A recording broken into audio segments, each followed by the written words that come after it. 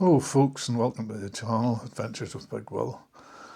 First of all, let me apologise for not actually posting anything to the channel for a few days now. The weather in Northern Ireland has been absolutely atrocious. We've had nothing but wind and rain for days now, and it's stopped me from getting out and about and doing my usual vlogs. So I decided, well, if I can't get out and about to do something, maybe I'll do something indoors and talk about something that I can actually achieve while indoors instead of being outdoors. And so I came up with the idea, well, what am I going to talk about? And I thought, well, why not do a vlog on something that is close to my heart, as you may have seen if you watch some of my other vlogs on the channel, and that's photography. And so I've decided today to talk about, in particular, stills photography. I'm not talking about video photography here, movie photography. I'm talking about stills cameras and stills photography. And what I want to talk about is the absolute basics of photography and about the absolute basics about a camera. What is a camera? What does it do and how does it record an image?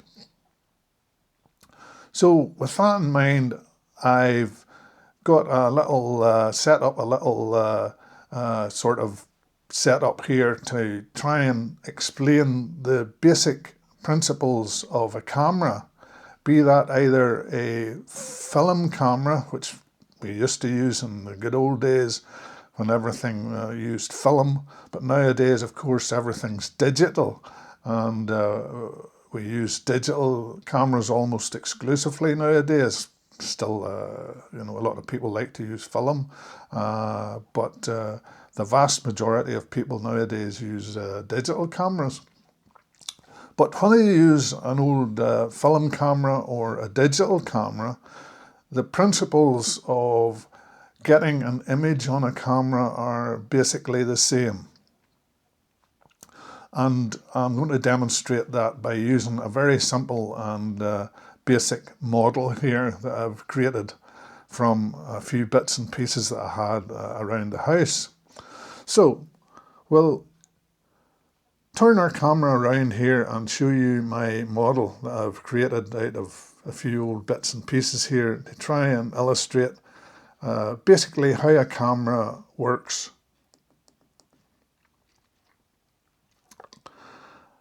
And here we can see our camera, or at least my reconstruction of what a camera basics looks like.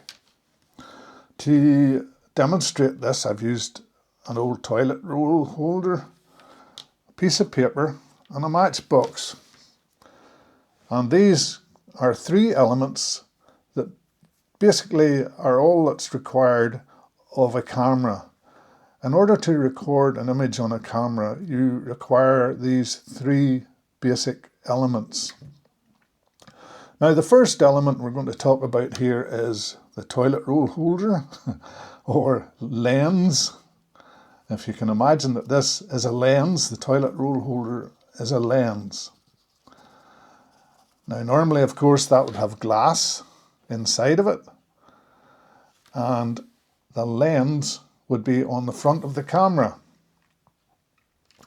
Now, what happens with the lens is that light comes in to the lens, goes through the glass elements in the lens, and is then focused onto the focal plane of the lens. And this is where the image is focused on the camera. We focus the image by adjusting the lens. In the old days, we used to do that manually. We would turn the lens left or right in order to focus the image onto the recording plane. In the case of a film camera, it would be a strip of film, and in the case of a digital camera, it would be the camera sensor. But either way, the light that comes in through the lens has to be focused, first of all, onto the recording plane. Now, between the lens and our recording plane, we have a shutter. And in this case, the shutter is represented by this piece of paper here. So this is our shutter, this is our lens, and this is our recording plane, which the image will be focused onto. In order to take an actual photograph, we have to expose the recording media to light, the focused light that's coming in through the lens. And the tool that does that is the shutter. So we want the light to come in through the lens, hit the recording media, whether that be film or a digital sensor, and the image is then recorded onto the media, be that film or a digital sensor. But we can't just let light stream in through the lens and onto the recording media without some control over the light. We have to control the amount of light that comes in, and we have to control how long the light falls onto the recording media. And that is called exposure. Exposure basically means that we're exposing the recording media, be that film or a digital sensor, we're exposing it to light.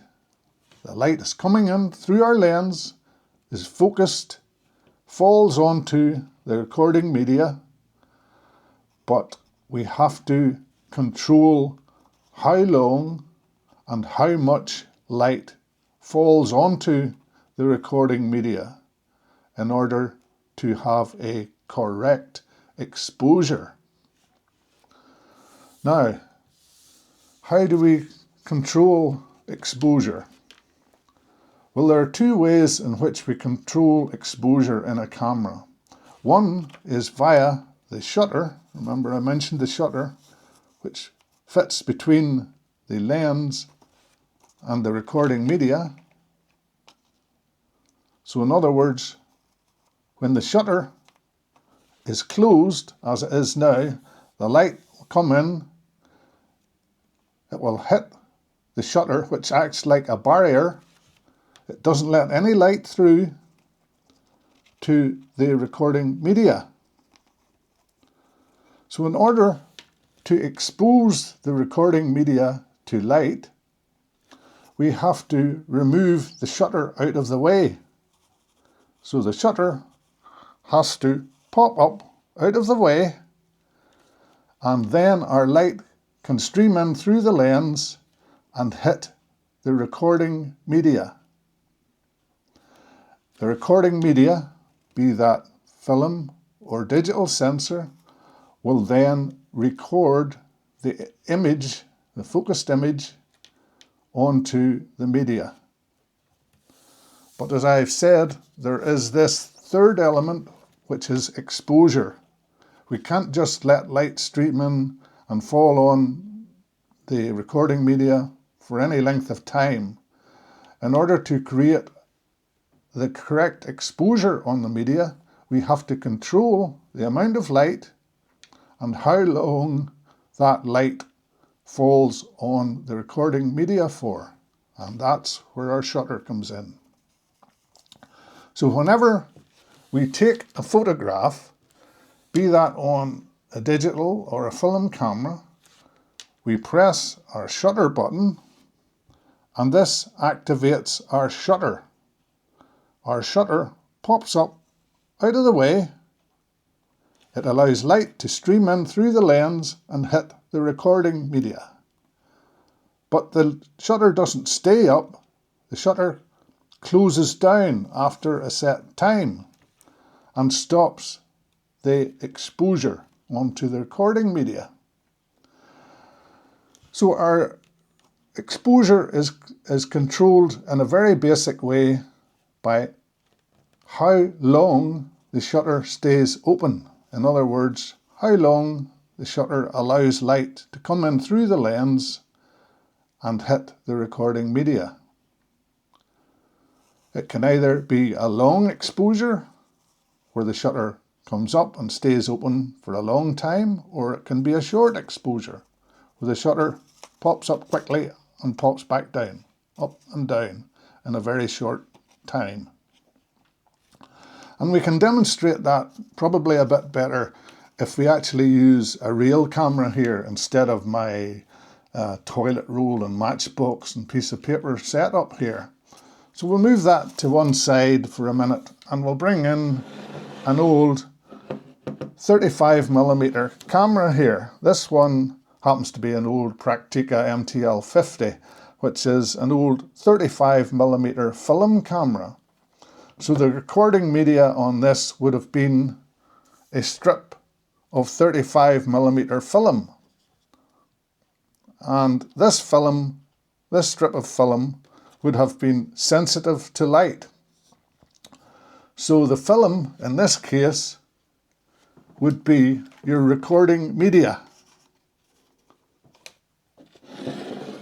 If you can imagine, this is your recording media here. This is your shutter. And this is your lens.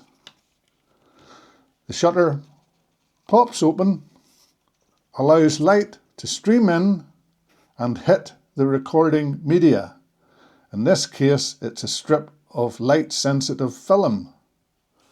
So, when you open the shutter, the focused image comes in, hits the recording media, in this case film, and creates a latent image on the film. The shutter then closes down and stops the exposure. So, here we are again with our film camera. We can see here, if we open up the back of the camera, we'll be able to see our shutter. And that's this portion in here. It's closed at the minute, but whenever that shutter opens up, it will allow light to come in through the front of the camera. The shutter will then open up and it will record onto the media, the film. If you can imagine the film being stretched across the back of the camera, if we operate the shutter, which I'll do now, so we're going to expose this media to light by operating the shutter. So we'll press the shutter button, the shutter will open up and will expose the media to light. The shutter will then close and will stop recording onto the media. In this case, a strip of film, or it could be a digital sensor in the case of a digital camera. But the principle is basically the same. We allow the light to come in through the lens. The shutter is blocking the focused image in the lens from hitting the recording media. It's blocking it at the minute because the shutter is closed. But once we open the shutter by pressing our shutter button on the camera, the shutter will pop open. It will allow light to come in and hit the recording media, expose it to light, and create an image on the recording media, be that film or a digital sensor. And in order to control the exposure on the film or digital sensor, we have to use the shutter to control how long that recording media is exposed to light. So the shutter, once it's exposed the media for long enough, the shutter will then close again. So our image has been recorded to the media, and it can either be a piece of film like this, piece of light sensitive film in the case of a film camera, or a digital sensor. If you can imagine that on the film camera being a digital sensor. It's an electronic sensor, which again is sensitive to light in the same way that a strip of film is. And it's that sensor which records the focused image on the camera. So that's the very basics. Again, we have our lens. This is a real lens this time, not a plastic tube. But if you can imagine, our cardboard tube is a lens. Here we have a real lens. Light is coming in through our lens, goes into the camera. The shutter will then open up and expose our focused image to the media. There it is, there's our shutter opened up. We've exposed it for the correct length of time in order to get a correct exposure. We then shut our shutter once again. So there you have it. That is the very basics of how a camera operates, be that either a film camera or a digital camera. But there is some additional things that we have to understand. It's not as simple as just using a shutter to control exposure. We have a second element in the exposure equation. We have not just a shutter which controls how long the light is exposed to our media. We can also control the amount of light. So that's the second element. We control how long the shutter exposes the light, and the second element is how much light that we allow in to the exposure. And this is where our second exposure control comes in, and that is called aperture.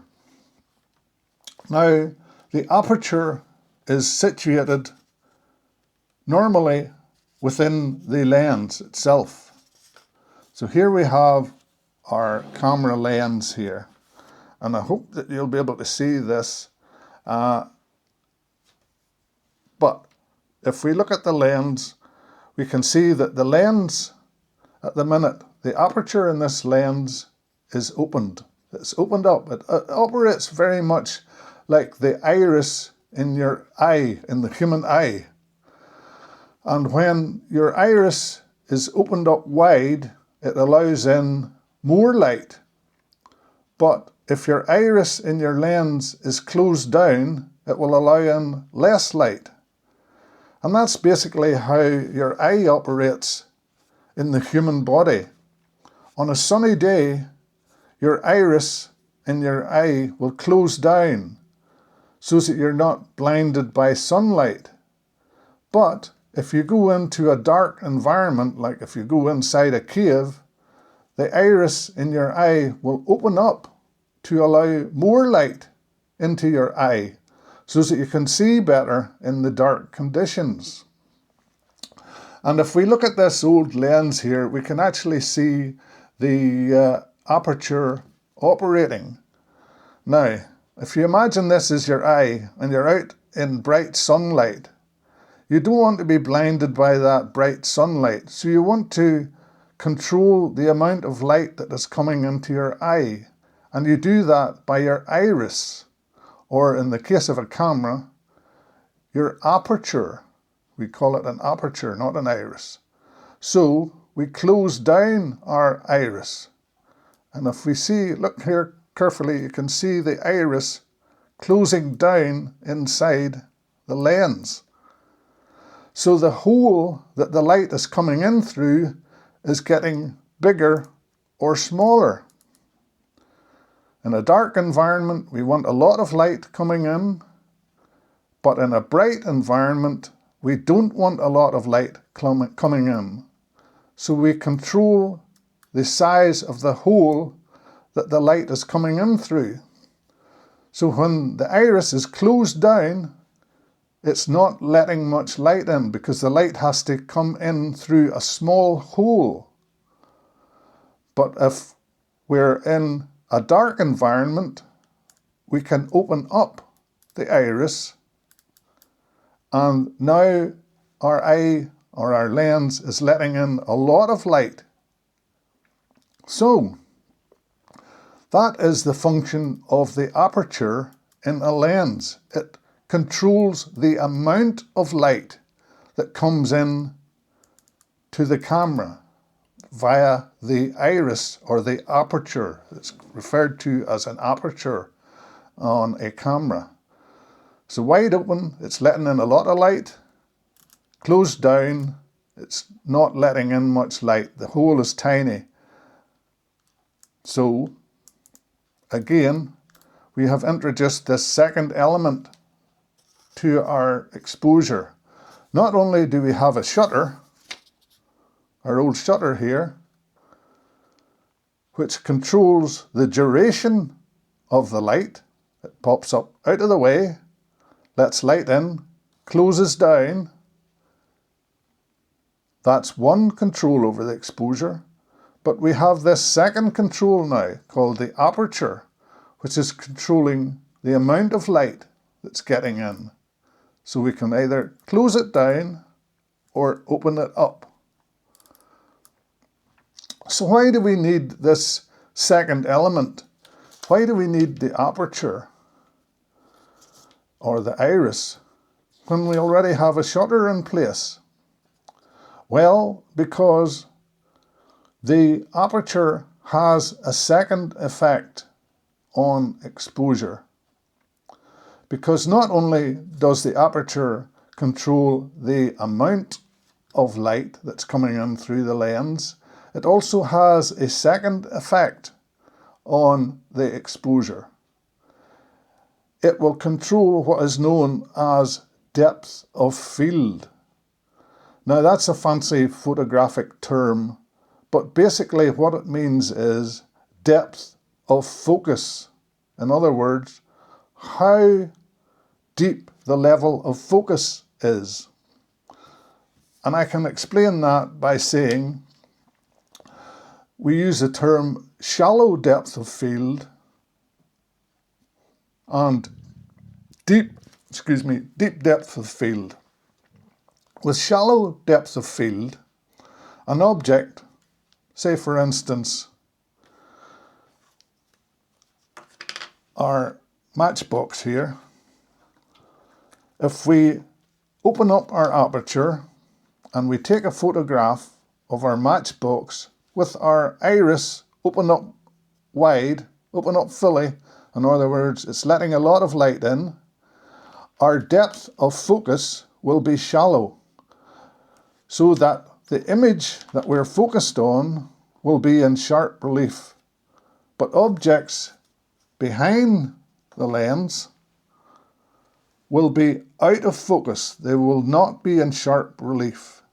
So our matchbox will look sharp, but our toilet roll holder will look soft in the background whenever our aperture is fully opened. But if we close down our aperture on our lens and we're now not letting as much light in as we previously mentioned, it also has another effect, that it will increase depth of field or depth of focus. So not only will the matchbox be in sharp focus, but the toilet roll behind the matchbox will also be in sharp focus whenever our aperture is closed down. The opposite effect is when the aperture is opened up wide. Then our matchbox will be sharp, but our toilet roll will not be sharp. It will be soft focus. So remember that. You close down the aperture, we get increased depth of field, depth of focus. Our matchbox is in focus, and our toilet roll in the background is in focus. You open up the aperture, our matchbox is in focus, our toilet roll is not in focus. It is soft. It will appear soft in the image. It will be not sharply focused. So that is why we use both an aperture and our shutter to control exposure. Our shutter controls the duration, the amount of time that light falls on our recording media, be that film or a digital sensor. The shutter controls how long light falls onto the recording medium. Our aperture controls the amount of light that comes in. So we have those two elements working in harmony to control exposure. One controls the amount of light, the aperture. The other controls the duration of light, the shutter. So those two elements work in harmony in order to control the exposure on our camera. But I haven't talked about the other item which we use to control exposure, that being the shutter, and the effect that shutter speed has on exposure. In other words, our shutter just doesn't operate at one speed. We can vary the shutter speed. In other words, we can make the shutter stay open for a long time. I'll demonstrate that now. That was a 1 second exposure. The shutter stayed open for 1 second, a long time. Or we can adjust the shutter speed, the duration at which it stays open, for a short time. Now that was 1/1000th of a second. So by varying the duration that our shutter stays open, in other words, our shutter speed, by altering our shutter speed, we can also have an effect on exposure, as in we expose our media for either a short time or a long time, but shutter speed also has a secondary effect on exposure. With aperture, it controls depth of focus, depth of field, but with our shutter speed, it also controls the sharpness of our image. So, if our shutter were to stay open for a long time,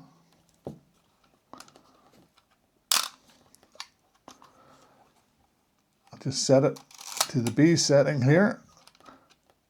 Now our shutter is open here for a long time. If a moving object passes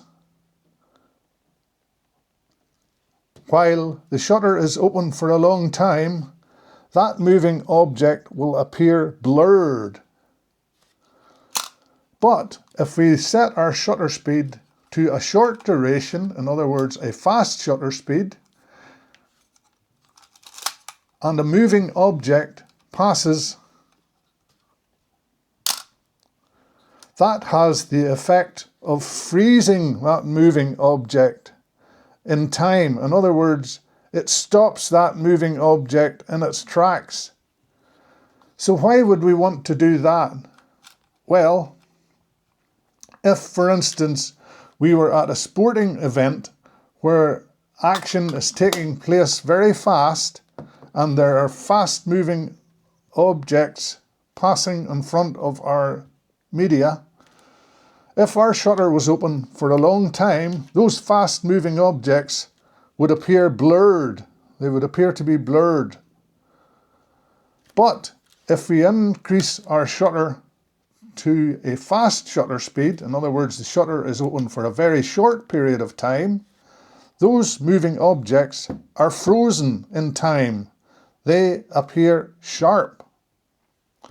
So if we were shooting sports or fast action or ski jumpers or whatever, any fast moving object, we would want to use a fast shutter speed in order to freeze the motion of that fast moving object. But if, for instance, we're in a different situation where there is not a fast moving object, for instance, we're taking a landscape photograph and we actually want some blur in the image. In other words, if there's a moving subject, but we deliberately want to create some blur, we can select a slow shutter speed, keep our shutter open for a long time, and in this example, if you can picture a river with a waterfall, and if we keep our shutter open for a long time, the water in the waterfall will appear blurred. Because the shutter is open for a long time and because there's a moving object doing the exposure, in this case the water in the waterfall will appear to be blurred, which creates a nice effect in our landscape photograph. So there we have two reasons why we vary the shutter speed in our camera. We can either choose to use a fast shutter speed and freeze action shots, or we can use a slow shutter speed and deliberately introduce blur into our photographs. So that explains the function of the shutter. It has a dual function in the same way that our aperture has a dual function. Not only does our aperture control the amount of light coming into our photograph, but it controls the depth of focus, depth of field. And in the same way, our shutter has a dual function. Not only does it control how long the light falls on our recording media, but it also controls blur in our image. We can either choose to have a blurred image or a sharp image, dependent upon what type of subject we're photographing. And in the instance where you have fast action, sports action photography, you will want to use a fast shutter speed in order to freeze that fast moving object. In other instances, I've used the landscape analogy there, where you may want deliberate blur in your photograph. You can set up your camera for a long exposure using a slow shutter speed, and this will have the effect of creating blur in your image. So we have that dual functionality. Our shutter controls 2 dimensions, and our aperture again controls 2 dimensions. So just worthy of mentioning that the dual function of the aperture and the shutter on exposure. So that is basically, once we understand the relationship between the shutter and the aperture, we can begin to understand better about exposure. Because all recording media needs to have the exposure correct. In other words, the amount of light that hits our recording media, be that a digital sensor or a piece of film, has to be controlled. We have to control it in order to get the correct exposure. And by exposure, we're talking about how much light and the duration of light.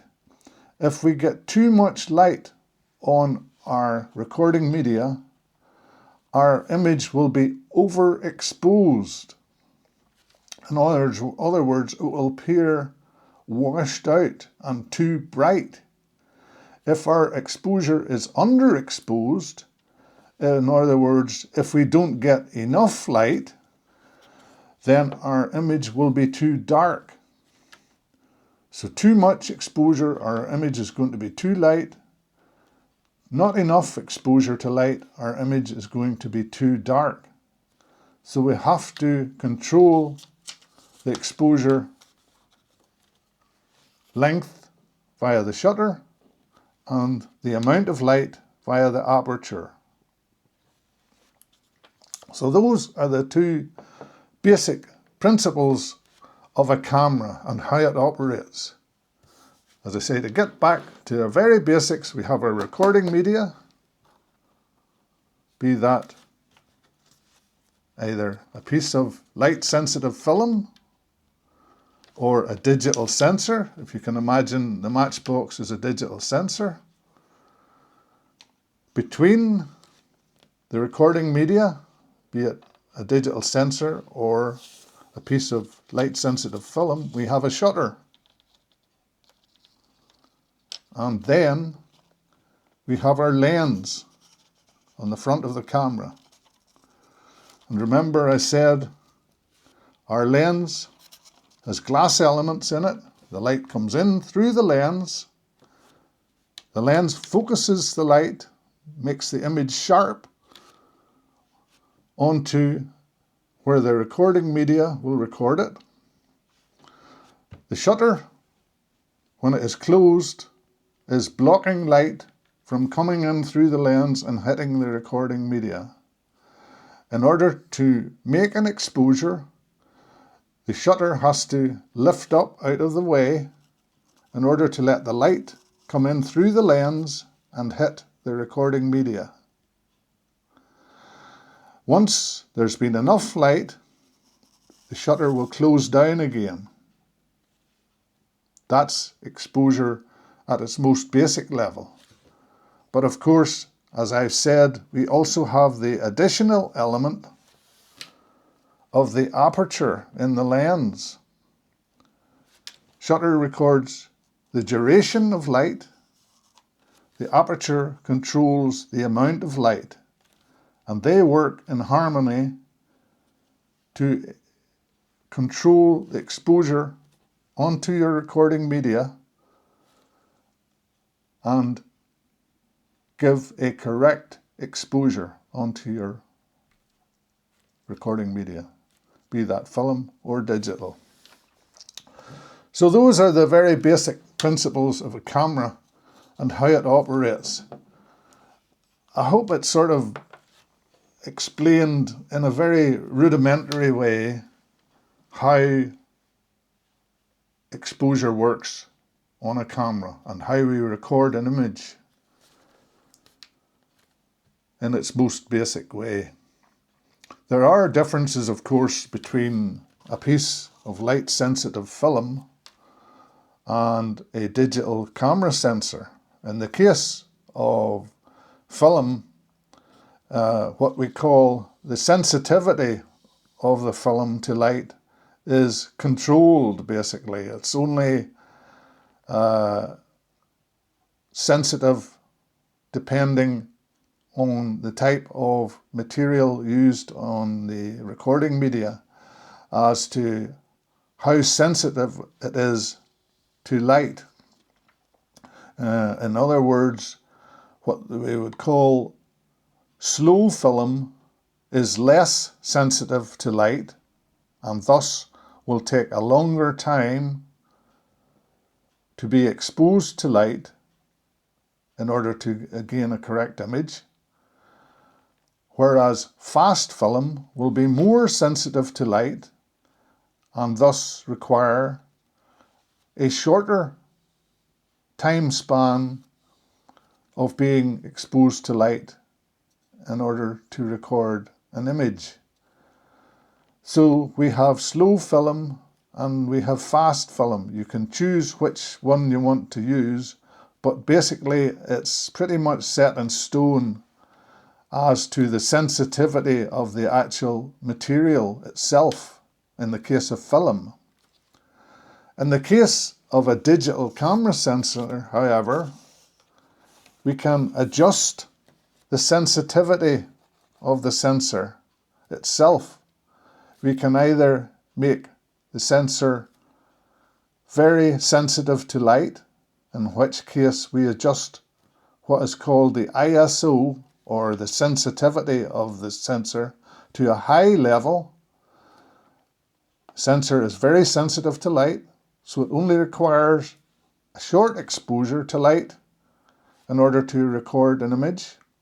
If we lower the ISO, or the sensitivity of the sensor, then it will require a longer exposure to light in order to create a correctly exposed image. The advantage with the digital sensor is that we can adjust the sensitivity, whereas on a piece of film, as I said, it's pretty much set in stone. We can adjust it slightly afterwards in post-processing, but basically the film itself the sensitivity of that film is set in stone, and we have to adjust the exposure via the shutter and the aperture. We can't adjust the sensitivity of the film in the same way that we can adjust the sensitivity of a sensor on a digital camera. So that's basically it, folks. Our camera comprises those three elements: our sensor, or our piece of light sensitive media. In the case of a film camera, that would be a strip of film. We have our shutter, which has the purpose of blocking the light to the sensor or the film. And we have our lens. So the light comes in through our lens, is focused on the media or sensor. The shutter controls exposure by popping up out of the way, allowing light in onto either the media or the digital sensor. The shutter then closes down and stops the exposure. We have the additional element in the camera called aperture, which I have explained. The shutter controls the duration of light. The aperture controls the amount of light via the aperture. Opening up wide allows more light to come in. Closing the aperture down allows less light to come in. These two elements work in harmony together. The amount of light coming in via the aperture and the duration of light coming in via the shutter. But that, basically, my friends, is how a camera operates, be it either a digital camera or a film camera. So I hope that has explained in a very simplistic way how a camera works, be it either a digital camera or a film camera. And in case, some people wonder, well, how is my camera actually recording an image? That's how it does it. The principles are basically the same, be that in either a film camera or a digital camera. So thanks very much for bearing with me, folks. as I say, it was a bit of a loose end here today. Didn't know what to do. I wanted to upload some content to the channel. So rather than having nothing up there, I thought I would waffle on a bit about a camera, how it operates, and how we control exposure in a camera. So if you like the video, please give it a thumbs up. If you like this sort of content, please subscribe to the channel as well. Free to do so, and it will help the channel grow. But that's all for today, folks. Hopefully the weather will take up and I can get out and get into, well, if not sunshine, at least but not have the rain coming at me sideways, which it is at the minute. And we can get out and do some more of my more normal content, adventures with Big Will, which is me out and about doing stuff outside. But thanks very much for watching, and hopefully I'll see you all in the next one. Don't know what it's going to be, but whatever it is, please come along with me, and we'll enjoy the experience together. Thanks. That's all for now.